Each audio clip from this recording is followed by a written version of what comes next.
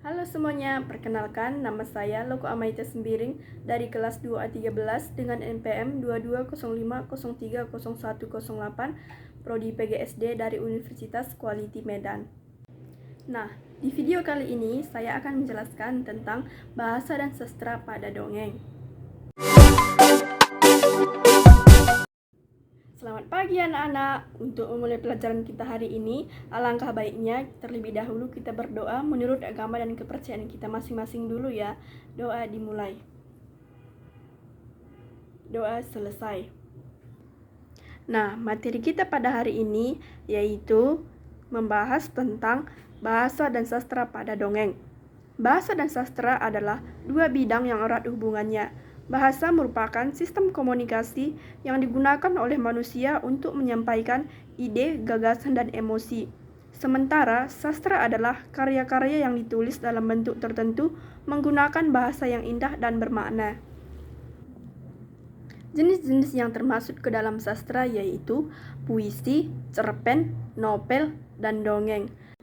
Nah, materi kita pada hari ini kita akan membahas tentang dongeng. Pasti anak-anak sudah pernah membaca atau mendengarkan dongeng. Pasti sudah ya kan, sebagian pasti sudah dan sebagian pasti belum. Nah, sebagian pasti bertanya-tanya, apa sih itu dongeng? Nah, di sini Ibu akan menjelaskan apa itu dongeng. Dongeng merupakan bentuk cerita tradisional atau cerita yang disampaikan secara turun-temurun dari nenek moyang. Dongeng umumnya bercerita tentang kehidupan zaman dahulu yang berisi pesan atau amanat. Dongeng memiliki cerita yang sederhana. Tokoh yang terdapat dalam dongeng bisa manusia, hewan, tumbuhan, dan lain-lain. Unsur-unsur dalam dongeng. Yang pertama, tokoh atau para pelaku dalam dongeng. Yang kedua, latar, yaitu tempat, waktu, suasana dalam dongeng. Yang ketiga, alur, yaitu rangkaian peristiwa dalam dongeng. Yang keempat, pesan atau amanat, yaitu pesan yang ingin disampaikan penulis kepada pembaca.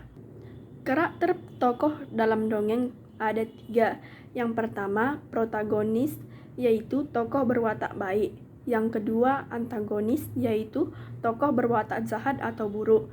Yang ketiga, tritagonis, yaitu menjadi penengah antara tokoh protagonis dan antagonis.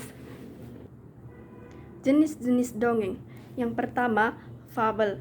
Fabel adalah cerita dongeng yang tokoh utamanya binatang tetapi memiliki watak dan perilaku seperti manusia. Fabel sering ditemukan pada kisah dongeng antara hewan, misalnya di hutan atau tempat-tempat lainnya. Yang kedua, legenda. Legenda merupakan cerita rakyat yang ada di kehidupan masyarakat dan berhubungan tentang suatu peristiwa. Peristiwa dalam cerita rakyat tersebut bisa melahirkan suatu asal-usul, suatu tempat, suatu nama daerah, atau hal-hal yang berkaitan dengan alam dan lingkungan sekitar. Yang ketiga yaitu mitos. Mitos adalah jenis dongeng yang berhubungan dengan kepercayaan masyarakat terhadap hal yang tidak masuk akal. Biasanya ceritanya akan berhubungan dengan makhluk halus, dewa-dewi, atau hal gaib lainnya. Yang keempat, sage adalah dongeng yang ceritanya mengisahkan tentang sejarah dari tokoh tertentu yang memiliki kebaikan, keberanian, kesaktian, dan kepahlawanan. Sage mengandung unsur sejarah yang telah bercampur dengan cerita fantasi rakyat. Yang kelima yaitu parabel. Parabel adalah cerita yang mengandung nilai-nilai pendidikan, baik itu pendidikan agama, moral, atau pendidikan secara umum yang disampaikan secara tersirat. Yang keenam yaitu jenaka. Dongeng, jenaka, atau lelucon adalah cerita lucu yang diperankan oleh tokoh-tokohnya. Yang ketujuh, dongeng biasa.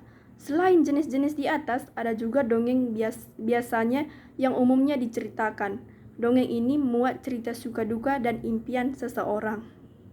Nah, cukup sekian materi kita pada hari ini. Ibu harap anak-anak mengerti tentang apa yang telah Ibu jelaskan tadi. Sekian dan terima kasih. Sampai jumpa di pertemuan selanjutnya.